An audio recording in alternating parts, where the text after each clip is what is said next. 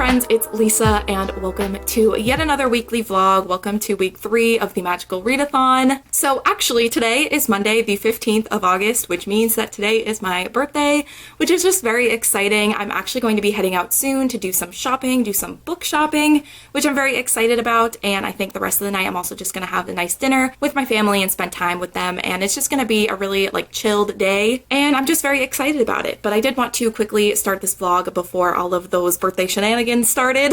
I definitely have a lot of reading plans for the week. I don't know how much I'm going to discuss them now because I'm sweating, having my fan off, and I also need to be kind of getting ready to leave soon, but I will definitely be talking about that throughout the week. I have a lot of things on my magical readathon TBR that I want to check off or at least start this week, so that's going to be happening. I am also currently reading The Care and Feeding of Waspish Widows by Olivia Waite. I have finally learned the title, but that is a sapphic historical romance that I'm almost done with. I think I have 100 or so pages left of that, so I'm probably going to finish that first before getting into anything else. I also have a hold on Jeanette McCurdy's book right now, so I definitely want to pick that up and read that as well because I'm very excited to read it. Not that I'm excited to read it because I think it's going to be kind of difficult to read. It is more sad, and Jeanette McCurdy has been through a lot, but I've heard that the book is just incredible, so I'm excited to pick it up. But yeah, I think that's it. I need to finish getting ready to head out, so I will try my best to document the birthday shopping and stuff for you all, and I also will give a better description of the books I'm going to be reading and a better plan and all of that at a later point, but I really just wanted to say hello and welcome you to a new vlog.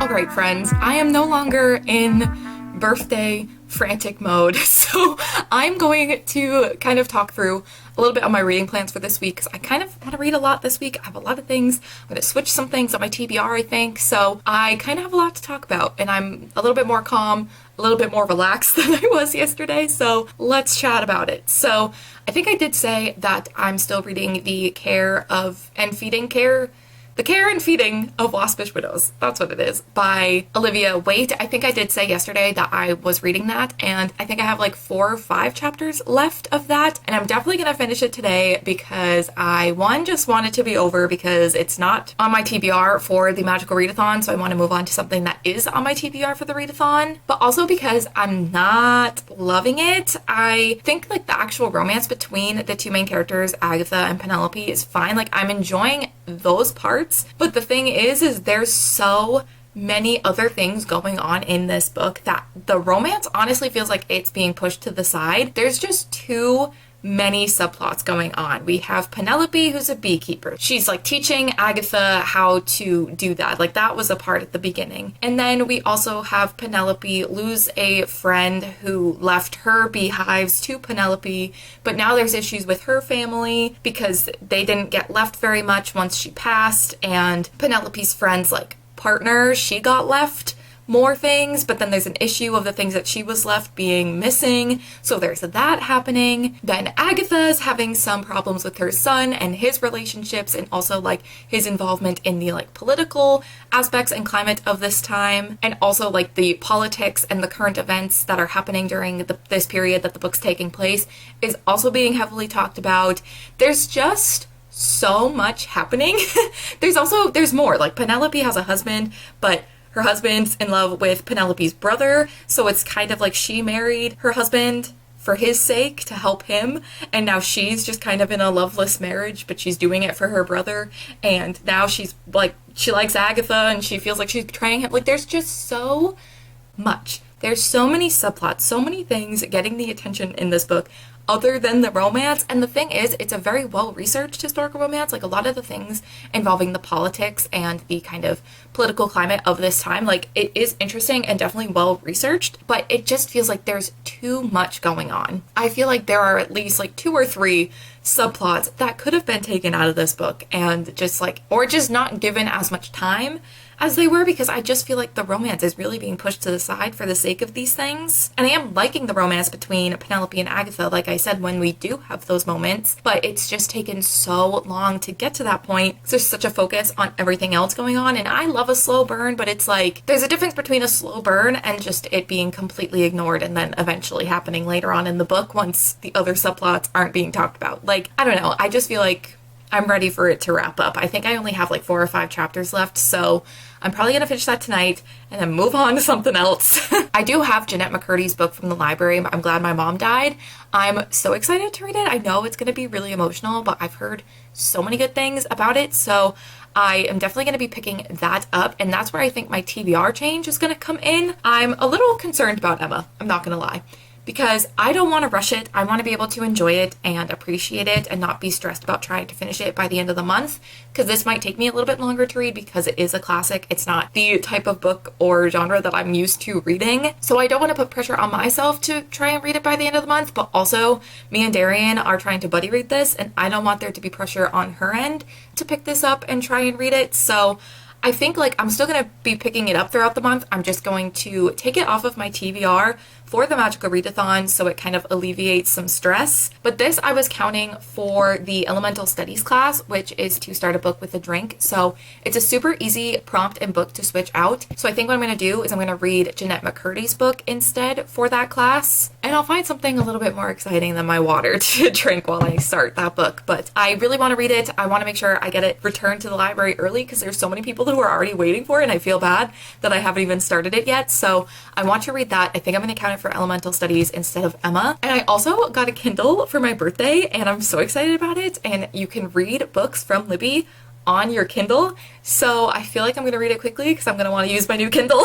Which I keep asking. I asked in another video, I asked in my Instagram stories for Kindle Unlimited recommendations because I think I'm gonna do the free trial for that and see if I like it. So I would love to hear any of your recommendations for Kindle Unlimited if you have them. But yeah, anyway, I think I'm gonna read I'm Glad My Mom Died instead for that prompt. And I think that's what I'm gonna pick up after I finish The Care and Feeding of Waspish Widows. I always have to think about that title for a minute. So yeah, I have 4 more books that I have to read for the magical readathon. So if I read I'm Glad My Mom Died, then I only have 3 left, and I feel like I can finish 2 more prompts this week after that one. So for the inscription class, I actually have to do 2 prompts because depending on like the level you need for each class, you do more prompts. So I have to do the O level and the Q level. So one of them for inscription, I'm going to be reading The Click. It's a childhood favorite that you get to read. So this is what I'm going to read for that. I'm very excited. This is also like just over 200 pages. The font is huge. I think this is going to be really easy for me to read. So I might pick this up throughout the week as well and try and finish it.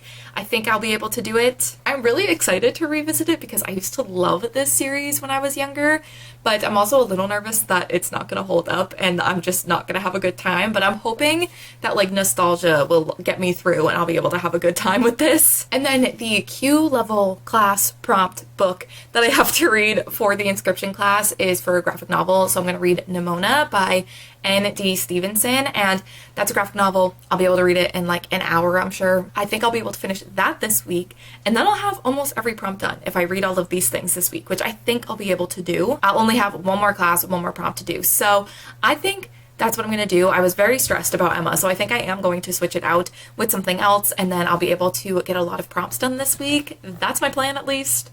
We'll see what happens.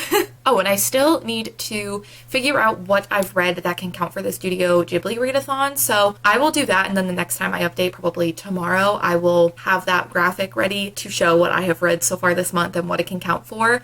And I still want to read the group book for that as well. So I want to listen to the audiobook for The Girl Who Fell Beneath the Sea. Is that what it's called? By Axio?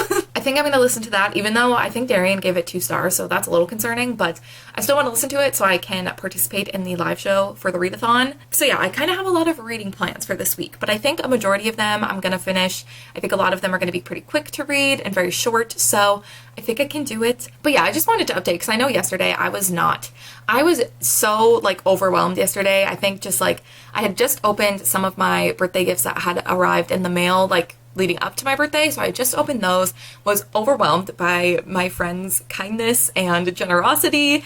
And then also like people like wishing me a happy birthday online, which thank you so much if you did that. I really do appreciate it. I just feel like grateful for this community, and there was just a lot of kindness thrown my way yesterday, and I just feel so grateful. But I think I was just so overwhelmed, and I didn't really explain what was going to be happening this week. So I wanted to actually update on that, but I think I'm going to get back to editing last week's vlog because I have not even really begun to do that, and I need to do it. But then I'm planning on doing a good amount of reading today because I definitely want to finish a historical romance today because I want it to be done. So I'm hoping to get a lot of reading done today and this week, and hopefully I can actually do what I want to do.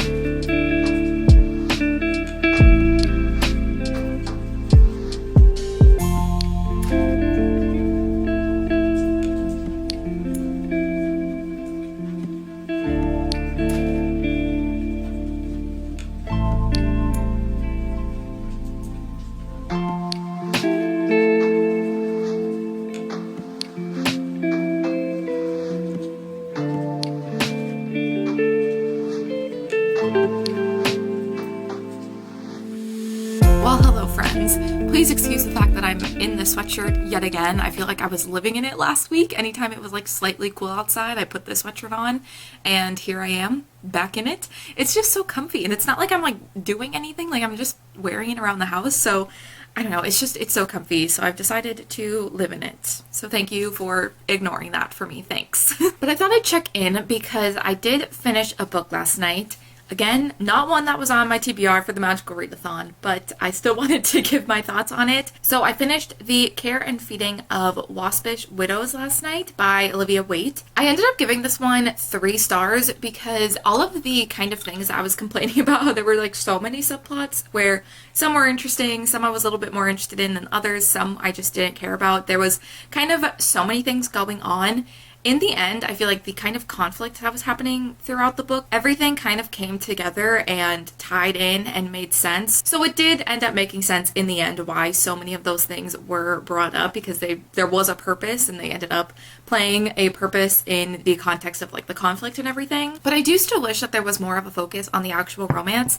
This is a historical romance. So as interesting as the historical elements were and the different conflicts and different things that were being brought up throughout this book were interesting, I still wish that the romance played a bigger part in this book, because I enjoyed the romance. I enjoyed those moments with those characters, but I feel like they were so few and far between all of the other conflict and the characters and all these side characters and things going on here and all of this stuff that some of it was interesting, but I was reading this book for the romance, so it was just kind of a frustrating situation. And I feel like the pacing was a little off as well, because like I said yesterday that I only had 4 chapters left of this book, and like the last 2 or 3 chapters, a conflict between the romance, like between the 2 main characters, kind of came up. A little issue within their relationship kind of arose, but then like a few chapters later it was solved because it was the end of the book and it just didn't get given the amount of time it needed to for that to be like a fully fleshed out conflict. But even then, if that conflict went on for longer than it did, I think it would have been annoying. But I don't know, it was just like, it was like there was so much else going on, and then at the end of the book they were like, oh yeah, this is a romance, there should be a conflict with romance, here you go. Okay, but now it's the end of the book, so that's gonna be over now, and now everyone's happy. It's just, I don't know, the pacing was just really off, and I wish that there was more of a focus on the romance, but I still, like, had a fine time reading it. I liked that the 2 main characters, Agatha and Penelope, had jobs. I feel like I haven't read that many historical romances, but I know a lot of them, and like the few that I've read, there's at least one of them that has a title or has a lot of money or whatever it is. And I feel like it was interesting to read about women in this time frame in a historic romance who have to work. It was just like a different, I feel like, experience than what I feel like I see a lot of with historical romance, and what, like, the few that I've read, what I've seen. And Penelope is actually a beekeeper. That's where like the wasp thing kind of comes in the title, and I found like that was really interesting to learn about. Obviously it wasn't like super in-depth, but we did learn a bit about it, and I thought that that was really cool as well. And I did like the romance when we saw it. So maybe my 3-star is generous, but I also feel bad giving it lower than that. I think I just had some problems with the pacing and just wish the romance was actually like talked about a little bit more. So maybe I'll lower my rating, but I feel like I didn't dislike it enough to give it a 2 or a 2.5, because I feel like when I think about other books that I've given 2 or 2.5 stars, it isn't quite on that level. So I don't know. I gave it a 3, but yeah, finished that. And that's done. It wasn't for the Magical Readathon, so now I did start something else that is for the Magical Readathon. Imagine that. And I started reading I'm Glad My Mom Died by Jeanette McCurdy. This is her memoir, and I'm really excited to read it. It's already like, I only read the first like chapter of this book this morning, but I already feel so bad for her.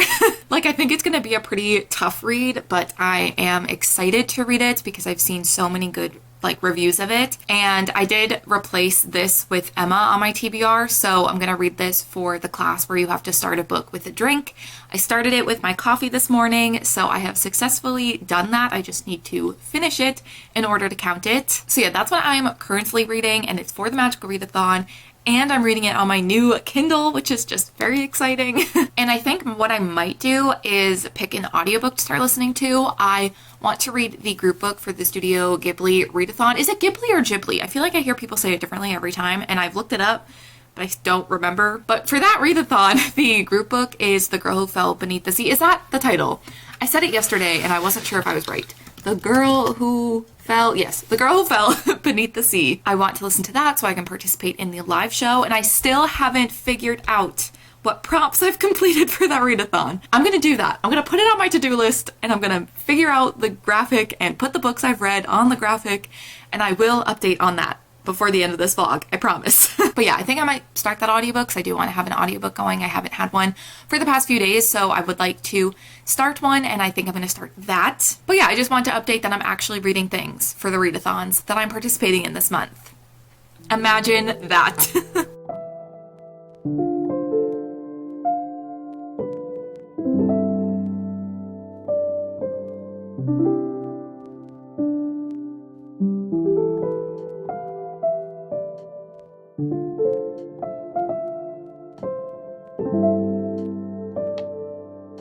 Do it again, please.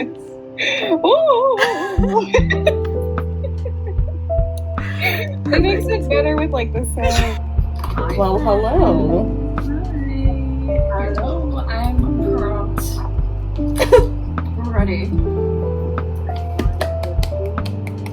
Welcome to the City of Lost Souls live show for the Shadowhunters read-along.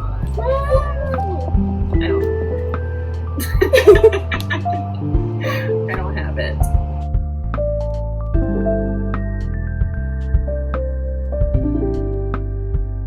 So it is now Friday, and I don't think I checked in yesterday. I honestly don't have that much to update on.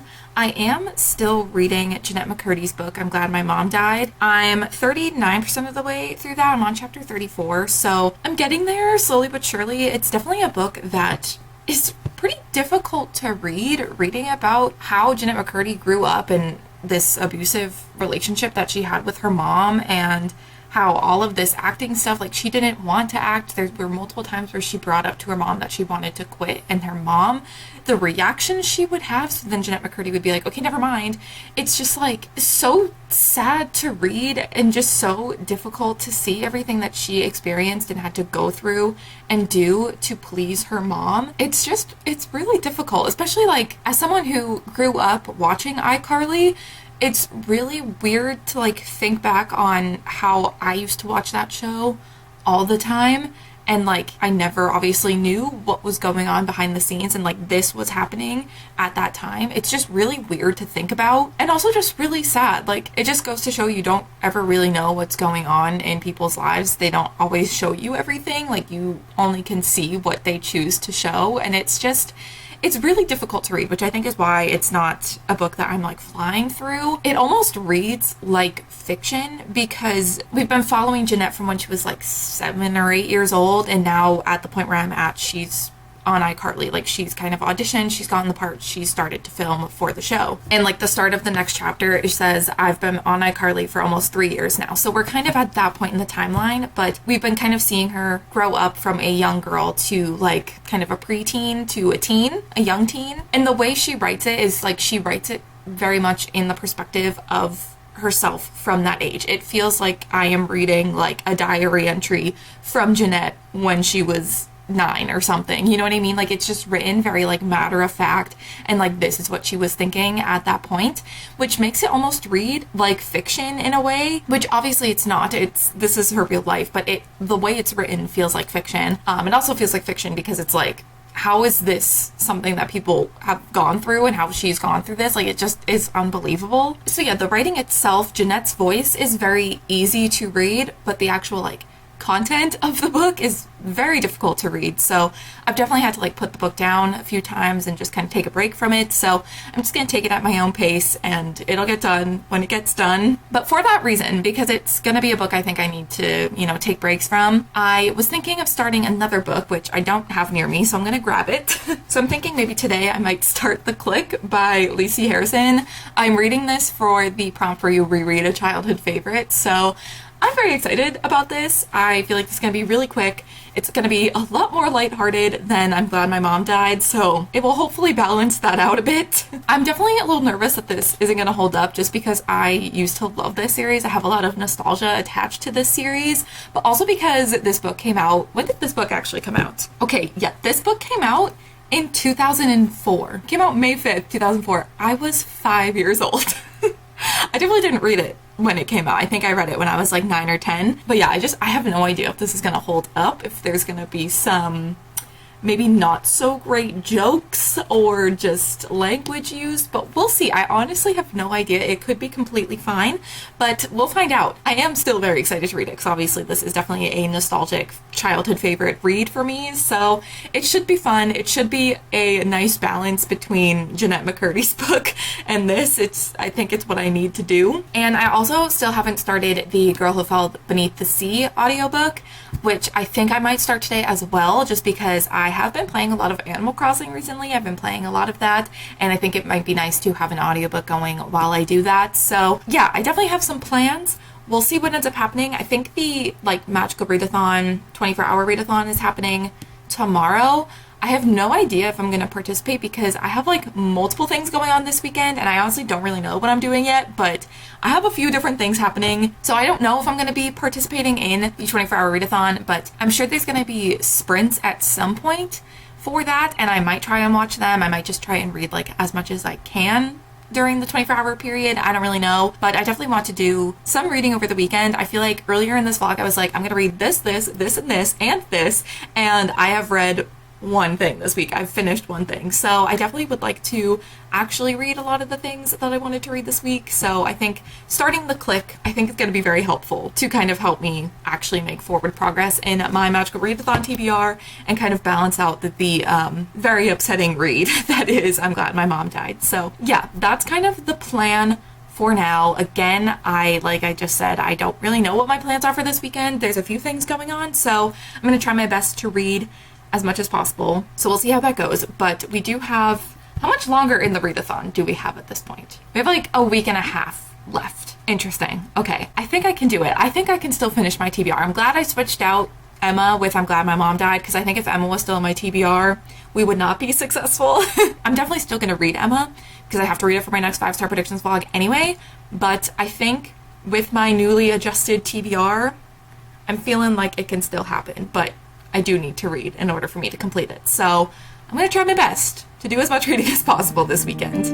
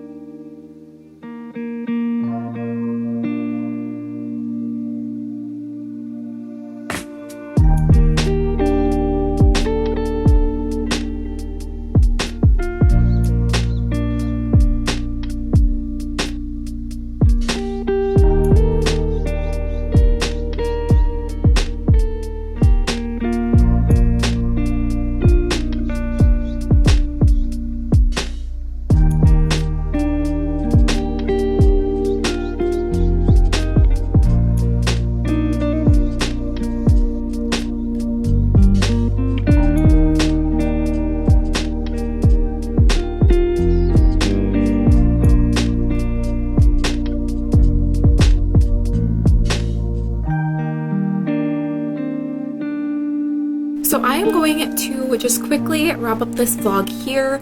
I have been making progress in my magical readathon TBR. I've completed 2 more prompts, 2 more books for the readathon. So I did finish I'm Glad My Mom Died, which I was reading for the prompt to start a book with a drink, and I finished that.